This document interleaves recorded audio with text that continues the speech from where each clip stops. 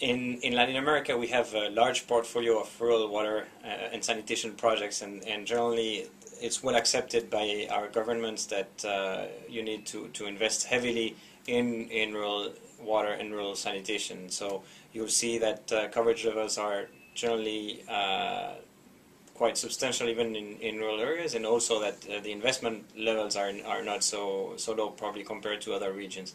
Now, that that reality of having fairly significant investments going into the sector is not always matched by the coverage levels that you actually get in practice. So if you go to the communities, you'll see that on paper they're covered, but in many cases the systems aren't working, the community organizations aren't meeting anymore, they're not charging any tariffs, etc., etc. So really there's a big challenge with the sustainability of these large investment amounts that have been made and continue to be made. And so more and more our projects include very strong components, not only on extending coverage, but also on ensuring that this coverage is sustainable in time. And so that entails activities such as strengthening the support organizations, whether these are municipalities or the national organization, ensuring that they're trained.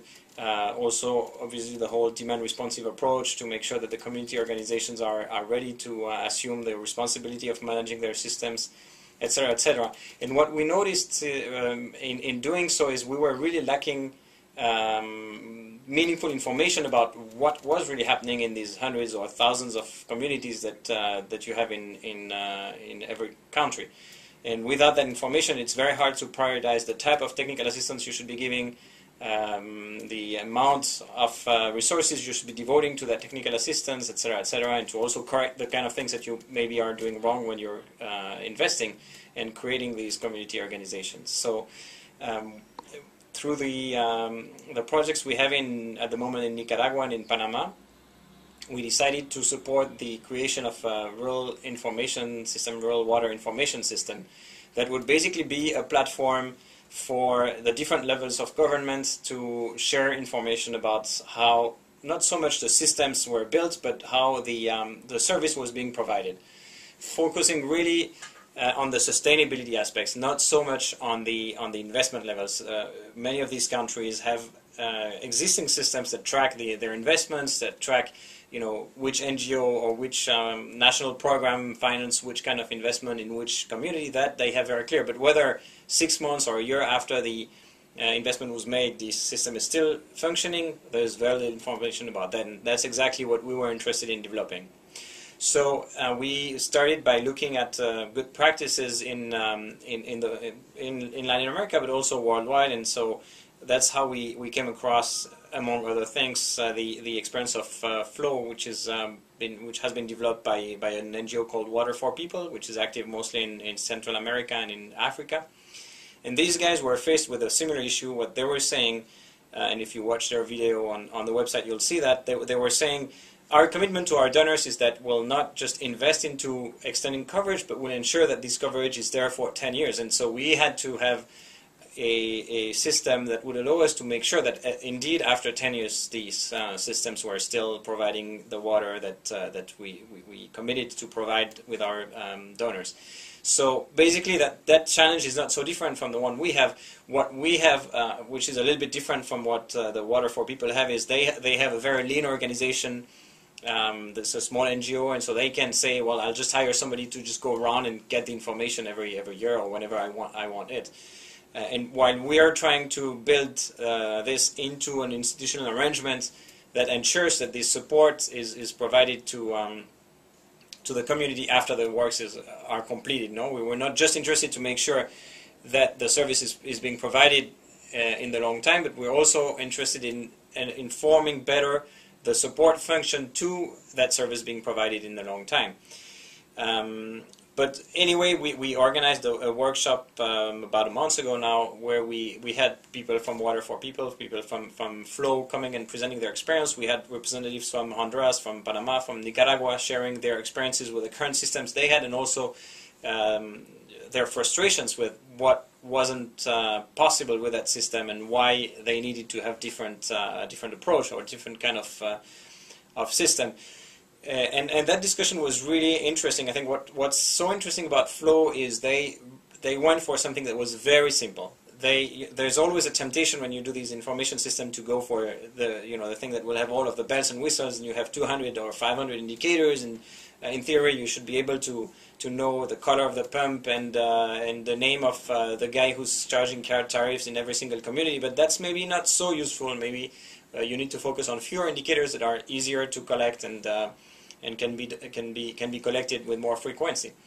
And that's basically what Flow did. Flow, they developed this platform that's based on a cell phone, and they equipped colleagues or staff of their NGOs to basically just go out and with this very simple form on the cell phone collect the information about whether the water points that they had been financing are still working or not. And conceptually that's an interesting way of doing it in a very quick and dirty way.